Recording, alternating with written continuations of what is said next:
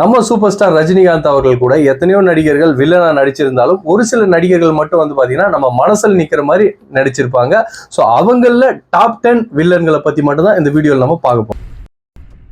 Jailer திரைப்படத்துல பட்டையை கிளப்பின நடிகர் விநாயகம் அவர்கள் திமிரு, எல்லாம் அவன் செயல் இந்த மாதிரி திரைப்படங்கள்ல கெஸ்ட் ரோல்ல நடிச்சிட்டு இருந்தவர். திடீர்னு வந்து பாத்தீங்கன்னா நம்ம சூப்பர் ஸ்டார் ரஜினிகாந்த் அவர்களுக்கு இவரோட நடிப்பு மேல ஒரு மிகப்பெரிய இம்ப்ரெஷன், ஒரு மிகப்பெரிய இன்ட்ரெஸ்ட் அப்படின்னே சொல்லலாம். ஸோ விநாயகம் அவர்கள் வந்து பாத்தீங்கன்னா ஒரு திரைப்படத்துல ஜெயிலர் திரைப்படத்துல சூப்பர் ஸ்டார் ரஜினிகாந்த் அவர்களுக்கு வில்லனா நடிச்சாலும் ட்ரெண்டிங்ல இருக்கக்கூடிய வில்லன் யாருன்னு வந்து பாத்தீங்கன்னா நம்ம சூப்பர் ஸ்டார் ரஜினிகாந்த் அவர்களுக்கு நடிகர் விநாயகம் அவர்கள் மட்டும்தாங்க. என்ன சாரே மனசில் ஆயோ நடிகர் நெப்போலியன் அவர்கள் ஒரு பானை சோற்றுக்கு ஒரு சோறு பதம்னு சொல்லுவாங்க. அந்த மாதிரி நடிகர் நெப்போலியன் அவர்கள் வந்து பாத்தீங்கன்னா நம்ம சூப்பர் ஸ்டார் ரஜினிகாந்த் அவர்கள் கூட ஒரே ஒரு திரைப்படத்தில் நடிச்சிருப்பாருங்க, எஜமான் திரைப்படத்துல. ஸோ இந்த ஒரு படத்திலே வந்து பாத்தீங்கன்னா பயங்கரமா ஸ்கோர் பண்ணியிருப்பாரு. வானவராயன் வல்லவராயன். இந்த வல்லவராயனை பொறுத்த வரைக்கும் கல்யாண வீடா இருந்தா நான் தான் மாப்பிள்ளையா இருக்கணும், ஏழை வீடா இருந்தா நான் தான் போனமா இருக்கணும், ஆக மொத்தம் மாலையும் மரியாதையும் எனக்கு தான் வேணும்னு வந்து ஒரு புடிவாதமான கேரக்டரா எஜமான் திரைப்படத்துல கலக்கி இருப்பாரு. ஜனங்க பாசங்கிற மாலைய எப்பவோ என் தோளை போட்டுட்டாங்க. அவங்க என் மேல வச்சிருக்கிற மரியாதையை யாராலையும் தடுக்க முடியாது. நடிகர் நேல்கள் ரவி அவர்கள் வந்து பாத்தீங்கன்னா நம்ம சூப்பர் ஸ்டார் ரஜினிகாந்த் அவர்கள் கூட கிட்டத்தட்ட 12 திரைப்படங்களுக்கு மேல் நடிச்சிருக்காருங்க.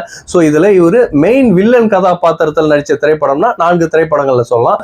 மாப்பிள்ளை, தர்மதுரை, அண்ணாமலை, உழைப்பாளி, அருணாச்சலம். ஸோ இந்த மாதிரி திரைப்படங்கள்லாம் வந்து பாத்தீங்கன்னா ஒரு கெத்தான வில்லனா நம்ம நேல்கள் ரவி சார் அவர்கள் சூப்பர் ஸ்டார் ரஜினிகாந்த் அவர்கள் கூட நடிச்சிருப்பாரு.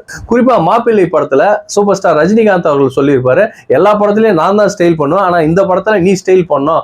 உதாரணத்துக்கு சொல்லணும், நான் வந்து சி விடுவேன்னு சொல்லுவேன், நீ வந்து நீட்டு அப்படின்னு சொல்லணும்னு இந்த வசனத்தை சொன்னவரே யார் வந்து பாத்தீங்கன்னா நம்ம சூப்பர் ஸ்டார் ரஜினிகாந்த் அவர்கள் தாங்க. அண்ணன் உங்களுக்கு சேர்த்து சொல்றேன், சி விடுவோம் நீட்டு. டைகர் பிரபாகர் அவர்கள். ஸோ டைகர் பிரபாகர் அவர்கள் வந்து பாத்தீங்கன்னா நம்ம சூப்பர் ஸ்டார் ரஜினிகாந்த் அவர்கள் கூட ஒரு 5 திரைப்படத்துல தான் நடிச்சிருப்பாரு. ஃபர்ஸ்ட் வந்து பாத்தீங்கன்னா காயத்ரி அப்படின்ற ஒரு திரைப்படம், அதுல அவரே வில்லனா தான் இருப்பாரு, நம்ம சூப்பர் ஸ்டார் ரஜினிகாந்த் அவர்களும் வில்லனா தான் இருப்பாரு.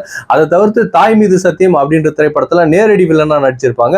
அதுக்கடுத்து ரீசெண்டா 90s பீரியட்ல வந்து பாத்தீங்கன்னா அண்ணாமலை, பாண்டியன், முத்து இந்த 3 திரைப்படங்களும் வந்து பாத்தீங்கன்னா டைகர் பிரபாகர் அவர்களுக்கு ஒரு மிகப்பெரிய திருப்பு முனையா அமைந்த திரைப்படம்.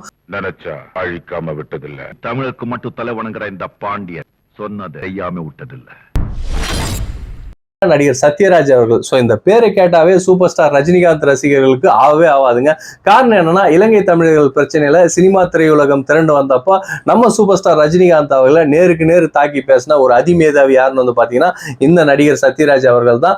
அதே போல சிவாஜி திரைப்படத்துல வில்லன் கேரக்டருக்கு இவர் கேட்டப்ப என்ன சொன்னார்னா, என் படத்துல வந்து அவர் வில்லனா நடிக்க முடியுமான்னு கேளுங்க, அவர் படத்துல நான் வில்லனா நடிக்கிறேன்னு கேட்ட அதிமேதாவியும் இதே சத்யராஜ் அவர்கள் தான். ஸோ இந்த மாதிரி கான்ட்ரவர்சி காரணமா நம்ம சூப்பர் ஸ்டார் ரஜினிகாந்த் ரசிகர்களுக்கு சத்யராஜ் பிடிக்காது. இருந்தாலும் நம்ம சூப்பர் ஸ்டார் ரஜினிகாந்த் அவர்களோட திரைப்பட ஹிஸ்டரியில வந்து பாத்தீங்கன்னா சத்யராஜ் அவர்களுக்கும் ஒரு பங்கு உண்டு அப்படின்னு சொல்லலாம். நம்ம சூப்பர் ஸ்டார் ரஜினிகாந்த் அவர்கள் கூட சத்யராஜ் அவர்கள் நிறைய திரைப்படத்தில் நடிச்சிருந்தாலும் அதுல மனசில் நிற்கக்கூடிய ஒரு சில திரைப்படங்கள் சின்ன சின்ன ரோல்ல வந்து பாத்தீங்கன்னா பாயும்புலி, 3 முகம், அதுக்கப்புறம் நான் சிகப்பு மனிதன் இந்த மாதிரி திரைப்படங்கள் நடிச்சிருந்தாலும் சத்யராஜே ஹீரோ நடிக்கிற அளவுக்கு பேர் எடுத்து கொடுத்த திரைப்படம் வந்து பாத்தீங்கன்னா மிஸ்டர் பாரத். என்னமா கண்ணு சௌக்கியமா? வெயிட் ஆஃப்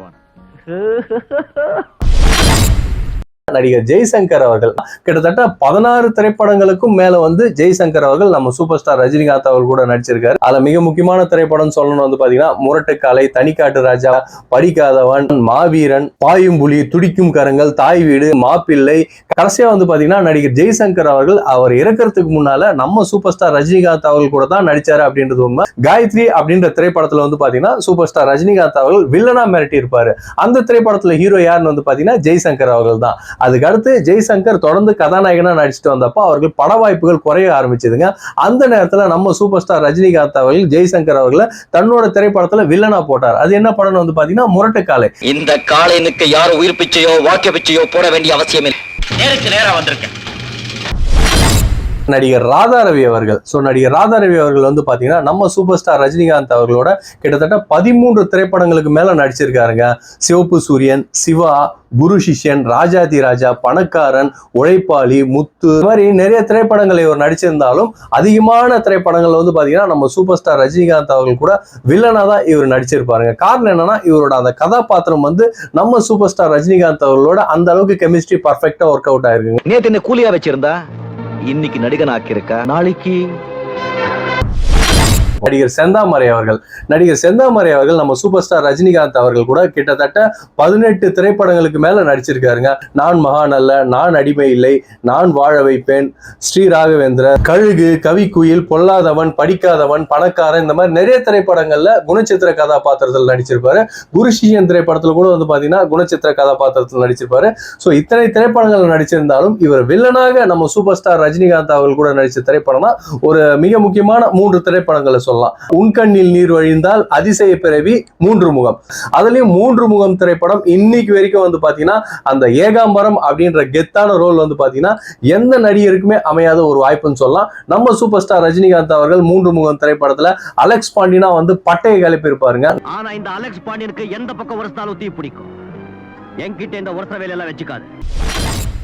நடிகர் ரம்யா கிருஷ்ணா அவர்கள், அதாவது தமிழ் சினிமாவில் நம்ம சூப்பர் ஸ்டார் ரஜினிகாந்த் அவர்களுக்கு எத்தனையோ நடிகர்கள் வில்லனா நடிச்சிருந்தாலும் படையப்பா திரைப்படத்துல வரக்கூடிய அந்த நீலாம்பரி கதாபாத்திரம் தான் வந்து பாத்தீங்கன்னா ஹைலைட்னு சொல்லலாம். இதுக்கு முன்னால கூட வந்து பாத்தீங்கன்னா மன்னன் திரைப்படத்துல விஜயசாந்தி, அதே போல மாப்பிள்ளை திரைப்படத்துல ஸ்ரீவித்யா, இவங்க எல்லாம் வில்லன் கதாபாத்திரத்தில் நடிச்சிருந்தாலும் நீலாம்பரி அப்படின்ற கதாபாத்திரத்துக்கு ஈக்குவல் எந்த வில்லத்தனமான நடிகரும் கிடையாது, நடிகையும் கிடையாது அப்படின்னு தான் சொல்லலாம்.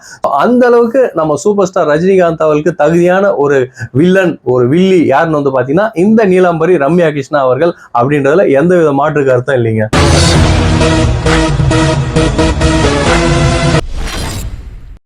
நடிகர் ரகுவரன் அவர்கள், நம்ம சூப்பர் ஸ்டார் ரஜினிகாந்த் அவர்களுக்கு ஈக்குவலான வில்லன் யாருன்னு வந்து பாத்தீங்கன்னா நடிகர் ரகுவரன் அவர்கள் மட்டும்தாங்க. இதை நம்ம சூப்பர் ஸ்டார் ரஜினிகாந்த் அவர்கள் கால ஆடியோ ஃபங்க்ஷன்ல வந்து தெளிவா சொல்லியிருப்பாரு.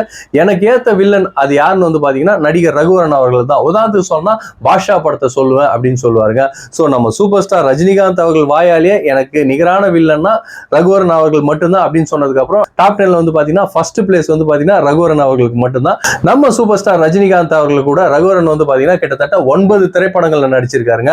இதுல 8 திரைப்படங்கள் வந்து பாத்தீங்கன்னா வில்லனா நடிச்சிருக்காரு. கெஸ்ட் ரோல்ல இவர் நடிச்ச திரைப்படம் வந்து பாத்தீங்கன்னா சிவாஜி திரைப்படம் மட்டும்தாங்க. சோ அதுல வந்து பாத்தீங்கன்னா ஒரு டாக்டரா நம்ம சூப்பர் ஸ்டார் ரஜினிகாந்த் அவர்களுக்கு நண்பனா வருவாருங்க. இதை தவிர்த்து வந்து பாத்தீங்கன்னா மிஸ்டர் பாரத்ல ஆரம்பிச்ச இவரோட வில்லனா நடிக்கக்கூடிய திரைப்பயணம் நம்ம சூப்பர் ஸ்டாரோட சிவாஜில வந்து முடிஞ்சதுன்னே சொல்லாங்க. சோ மிஸ்டர் பாரத், ஊர்காவலன், மனிதன், சிவா, ராஜா சின்ன ரோஜா, பாஷா, அருணாச்சலம், முத்து, இந்த மாதிரி 8 திரைப்படங்கள் வந்து பாத்தீங்கன்னா நடிகர் ரகுவரன் அவர்கள் நம்ம சூப்பர் ஸ்டார் ரஜினி அவர்களுக்கு வில்லனா தாங்க நடிச்சிருக்காரு. அதுலயும் வந்து பாத்தீங்கன்னா பாஷா படம் ஹைலைட்.